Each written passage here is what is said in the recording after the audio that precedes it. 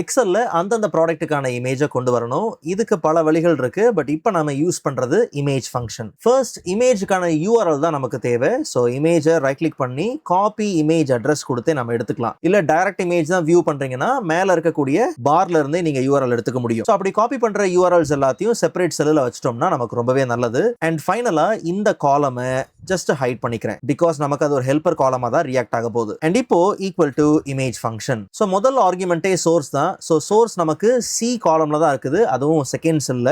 So அதனால C2 அப்படிங்கிற ரெஃபரன்ஸை கொடுத்தாச்சு. ஆல்ட் டெக்ஸ்ட் எதுவும் கொடுக்கல. பட் நமக்கு சைசிங் மட்டும் பார்த்தீங்கன்னா செல்லுக்கு ஃபிட்டாக இருந்தால் போதும். ஸோ 0 அப்படிங்கிறத மெயின்டைன் பண்ணிட்டு ஜஸ்ட் என்டர் கொடுத்துட்டோம்னா பக்காவாக நமக்கு இமேஜ் எல்லாமே லோட் ஆயிரும். அண்ட் இந்த இமேஜ் ஃபங்க்ஷன் வேலை செய்யறதுக்கு நிச்சயமா இன்டர்நெட் கனெக்ஷன் ஆக்டிவா பார்த்தீங்கன்னா இருக்கணும். அண்ட் இதில் நிறைய டவுட்ஸ் வரும். லோக்கல் டிரைவ்ல இருக்கக்கூடிய இமேஜ் எல்லாம் யூஸ் பண்ண முடியாதான்னா அப்படி யூஸ் பண்ண முடியாது.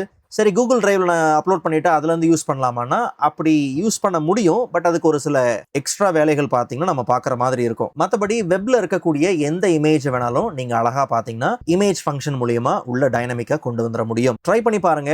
கூகுள் டிரைவ்ல நீங்க அப்லோட் பண்ண இமேஜை நீங்க கொண்டு வரதுக்கு லாங் ஃபார்மேட் வீடியோ பார்த்தீங்கன்னா நெக்ஸ்ட் அப்லோட் பண்ணுவேன். அதை அப்லோட் பண்ணவனே இந்த ஷார்ட் வீடியோல கீழே பின் பண்றேன். நிச்சயமா ட்ரை பண்ணி பாருங்க.